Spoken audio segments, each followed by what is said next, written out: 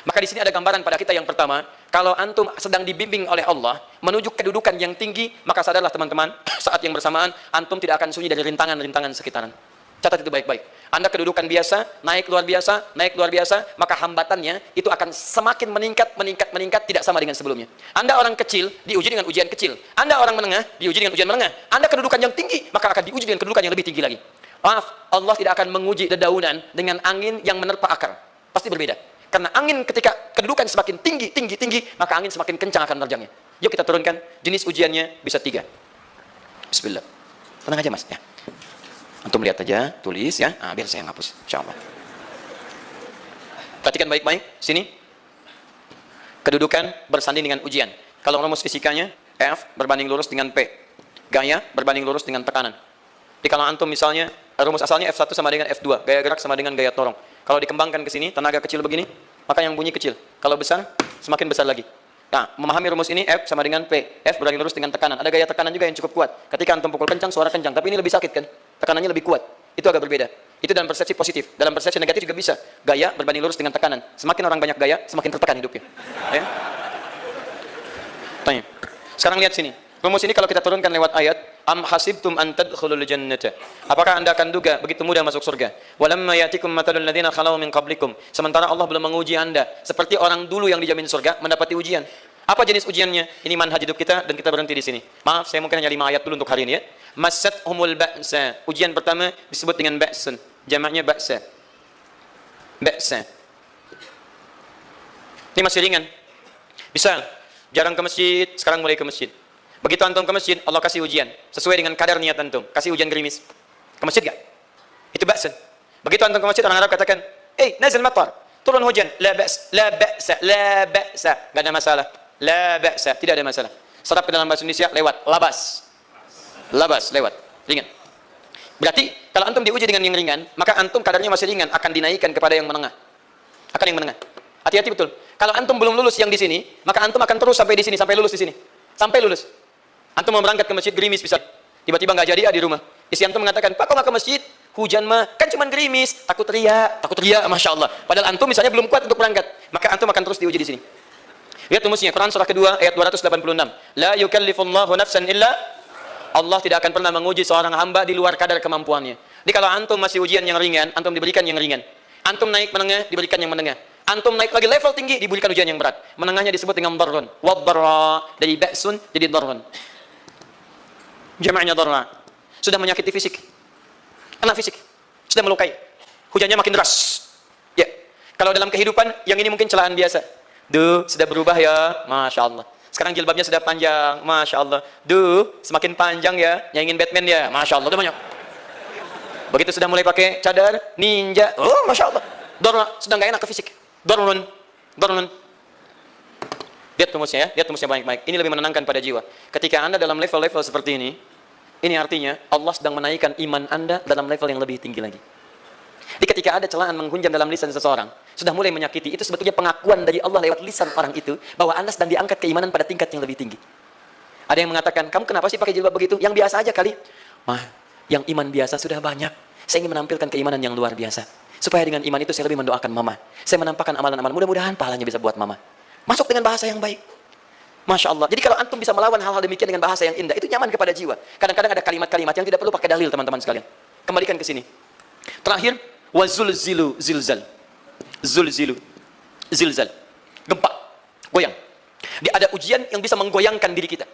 Membuat gempa hati kita. Antum sudah nggak kuat, kadang-kadang di jalan sempoyongan. Padahal nggak ada gempa di luar. Cuman hati kita kayak kena goncangan. Diserang sana, serang sini, nggak bisa tidur, nggak bisa makan, tawarin ini susah, itu susah. Wazulzilu. Bahkan hatta yaqula Rasulullah walladzina amanu ma'ahu mata nasrullah. Sampai Rasul SAW, bahkan orang-orang beriman, bahkan yang setelahnya bisa mengatakan, kapan ini berakhir? Akan tiba masa Anda mengalami satu situasi sampai Anda mengatakan, kapan berakhirnya yang seperti ini? Serang. Perhatikan, jika Anda berada pada level ini, saya ucapkan selamat kepada Anda. Karena Anda akan diangkat pada kedudukan yang tertinggi di antara sekian ujian yang ada. Zuzah. Artinya Allah akan naikkan Anda pada derajat yang tinggi. Karena hukum ujian tadi, la yukallifullahu nafsan illa wus'aha. Allah enggak akan menguji seorang hamba di luar batas kemampuannya. Jadi kalau Anda sudah dipandang oleh Allah siap menerima yang ini, maka Anda akan diberikan zilzal. Kalau Anda enggak mampu, Anda hanya akan diberikan darra atau ba'sun. Dimohon maaf, kalau di antara jamaah yang hadir saat ini, Anda merasa sedang punya masalah yang berat, membuat hati Anda goyah, saya ucapkan pada Anda, dari sekian hamba Allah yang ada di muka bumi, cuma Anda yang diberikan itu. Artinya Allah akan mengangkat derajat Anda. Ayo bahagia. Dan yakinlah, bukan orang lain yang dititipkan, Anda yang diberikan. Allah percaya pada Anda, kenapa Anda tidak yakin? Bukan orang lain. Jadi mustahil Allah memberikan ujian berat kalau Anda nggak sanggup. Karena cuma Anda yang sanggup, Anda yang dikasih. Makanya jangan mengeluh. Jangan katakan, ya Allah, kenapa saya, Allah? Why me? Kata Allah, why not? Kamu yang bisa.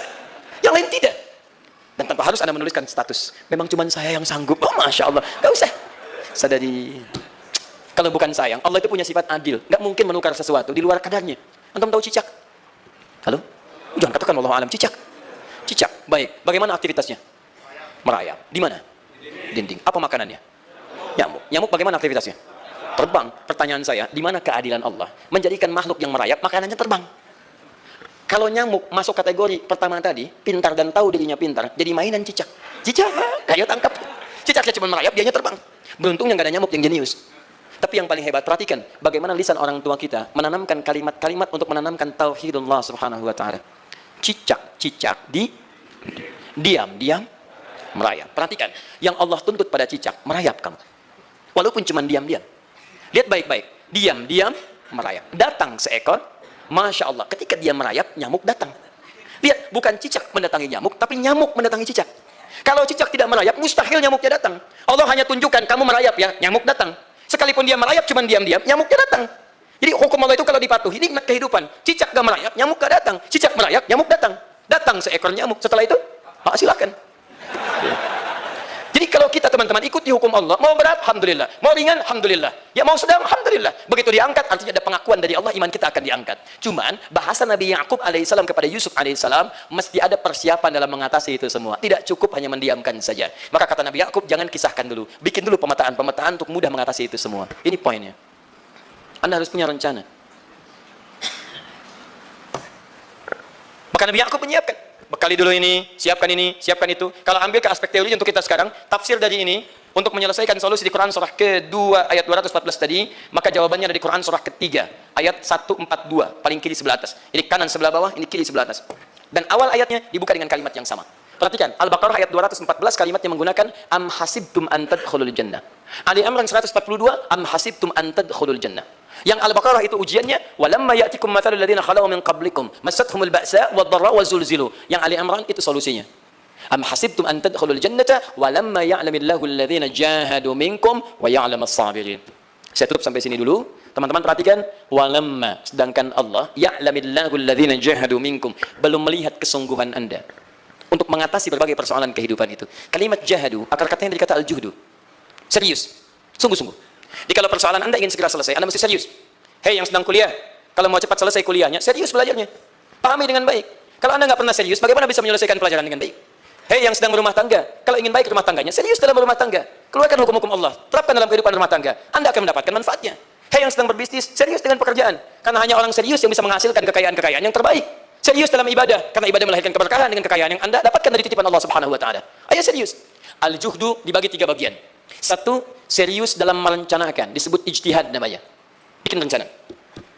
Misal, maaf, tadi dalam keluarga, kalau diambil kedudukan Yusuf alaihissalam, antum tempatkan itu pada porsi pertama sebagai target. Misal, Yusuf diberikan kedudukan oleh Allah. Bagaimana anak saya punya kedudukan walaupun tidak sama dengan Yusuf alaihissalam? Cari, rencanakan, buat pemetaan. Di masa depan anak saya masih punya kedudukan. Apa? Kalau dalam kedokteran, kedudukan dokter yang terbaik. Kalau dalam bisnis, pengusaha yang terbaik. Misal, kalau dalam pemerintahan, jangan tanggung-tanggung, jadi presiden, jadi itu. Anda turunkan kemudian pendidikannya dari situ.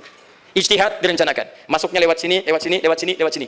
Seperti kemudian, maaf, Hannah dengan Imran, rahimahumullah, merencanakan hasil yang terbaik untuk Maryam. Bahkan sejak dalam kandungan. Quran surah ketiga Ali Imran, dari ayat 35 sampai 37. Paling kiri, pertengahan sampai bawah. Idh qalat imra'atu Imran, Rabbi inni nazartu, bahkan nazar. Nazartu ma fi batni muharrara. Saya bernazar, anak saya yang lahir ini akan punya kedudukan dekat dengan Allah Subhanahu wa taala. Di sejak bayi direncanakan. Mau jadi apa? Setelah itu apa? Jihad. Jihad itu kesungguhan dalam mempraktekkan, mengaktualisasikan konsep yang sudah dibuat. Jangan sampai cuma berdoa, tapi doanya tidak disandingkan dengan ikhtiar, nggak nyambung. Makanya ketika lahir, ada jihad dengan doa. Falamma wada'at qalat rabbi inni wada'tuha untha, ayat 36-nya. Wallahu a'lamu bima wada'at wa laysa dzakaru kal untha. Lihat, wa inni sammaituha Maryam wa inni wa'idhuha bika wa dzurriyyataha minasyaitonir rajim. Doa. Setelah berdoa apa? Teruskan. Bagian akhirnya ayat 37-nya. Maaf teman-teman, tidak cukup dengan doa. Karena Maryam masih dekat dengan Allah, punya kedudukan, dia masih dirawat oleh orang yang paling soleh. Cari Nabi Zakaria, orang soleh, mesti merawat. Tempatnya masih netral dari keburukan, bikin mihrab. Jadi tempat dibuatkan, orang soleh merawat, doa dipanjatkan, doa berbanding lurus dengan ikhtiar. Apa yang terjadi? Ayat 37-nya. Fataqabbalaha rabbuha biqabulin hasanin wa ambataha nabatan hasana. Maka Allah Subhanahu wa taala menerima usaha orang tua ini. Doanya diterima, ikhtiarnya diterima. Jadi kalau antum mengambil ayat tadi, diterapkan dalam kehidupan, rencanakan teman-teman sekalian. Anak mau sekolah di mana? Mau jadi apa? Turunkan ke bawahnya. Oh, dia mau jadi dokter yang hafal Quran, turunkan. Pendidikannya di sini sampai paling kecilnya. Siapa gurunya yang dekat dengan Allah? Sekolah yang menjauhkan dari hal-hal keburukan, sampai satpamnya soleh, securitynya soleh, koperasinya orang-orang soleh, gurunya orang-orang soleh. Hadirkan. Kalau ikhtiarnya sudah nyambung dengan doa, maka fataqabbalallah, qabbalallah. Taqabbalaha rabbuha. Diterima Maryam, antum diterima. Di kadang-kadang yang nggak nyambung nih begini, doanya nggak nyambung dengan ikhtiar, itu masalahnya.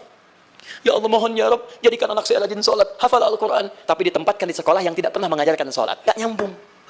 Ditempatkan di tempat yang tidak pernah mengajarkan Quran, tidak nyambung. Tidak ada kesamaan di situ. Maka Nabi Ya'qub alaihi salam memberikan gambaran kepada anaknya, "Nak, kamu akan punya kedudukan begini. Hati-hati. Setiap ada kedudukan akan ada rintangan. Kamu harus punya rencana untuk merencanakan solusi-solusi terbaik untuk itu." Kemudian yang terakhir, ini yang paling hebat, mujahadah. Perjuangan melawan emosi. Karena tidak sedikit tantangan itu, maaf, yang berat itu bukan menghadapi fisiknya, tapi menghadapi diri kita sendiri. Mau ke masjid, malas, itu yang susah dihadapi dibandingkan dengan hujan. Hujan ada payung, malas mau pakai apa? Maaf, menurun, semangat turun, malas datang, kecewa datang, pesimis datang, lawan, namanya mujahadah. Gabungkan ketiganya, isi dengan sabar. Wa ya'lamas sabirin. Manhaj itulah yang diberikan kepada Yusuf, sehingga Yusuf nanti mengalami tahapan-tahapan kehidupan, sampai dengan beliau mencapai puncak tertinggi, disebut kemudian menjadi Al-Aziz, dan disitulah kemudian terbukti mimpinya, setelah 40 tahun atau 80 tahun disebutkan dalam satu riwayat, maka terbuktilah mimpi ini. Punya kedudukan, bapak ibunya, beserta saudara-saudaranya sujud di hadapan Yusuf alaihi salam. Teman-teman, ini baru 5% dari pengajaran yang ada di surah Yusuf. Masih banyak hal yang lainnya. Bagaimana ketika mohon maaf bertemu dengan saudaranya. Saya kasih bocoran sedikit. 10 orang rapat di satu tempat untuk mencelakai Yusuf. Setelah mereka menyimpulkan bapaknya, itu lebih perhatian kepada Yusuf. La Yusufu ahab ilaina. Yusuf itu lebih dicintai dibandingkan kita pada diri bapak kita. Bapak kita salah nih. Oh, bapak kita salah. Masya Allah. Bapak kita sesat nih. Ya, inna abana lafi dhalalim mubin. Bapak kita sesat banget nih. Salah bapak nih. Ya harusnya kita yang dicintai, kita lebih kuat. Wa nahnu usbah. Kita lebih hebat dibanding dia. Rapat teman-teman. Yang hebat begini. 10 orang rapat. Diajukan usulan untuk membunuh Yusuf. Saya mau tanya pada antum, kalau 10 orang rapat, 9 mengusulkan A, 1 mengusulkan B, kira-kira yang diterima secara quorum 9 atau 1? 9. Ini bisa tertukar. Pembunuhan diusulkan, 9 orang condong. 1 orang mengusulkan, la taqtulu Yusuf, jangan bunuh Yusuf. Alqihi fi ghayabatil jubbi, yaltaqithu ba'du sayyarah. Cukup lemparkan dia ke tempat gelap. Kemudian di tempat itu akan lewat para kafilah, dia diambil dan menjauh dari kita. Yang penting kan Yusufnya nggak ada, supaya dosa kita nggak berat-berat amat. Yusufnya ambil, itu kan tujuan kita. Lihat baik-baik, biasanya setan kalau sedang melakukan sesuatu, itu nggak akan nanggung. Nodong bisa pembunuhan, lempar bisa perampokan. Tapi ini yang aneh, kenapa 9 orang yang untuk membunuh itu tiba-tiba belok menyepakati rencana yang pertama? Yang 1 orang.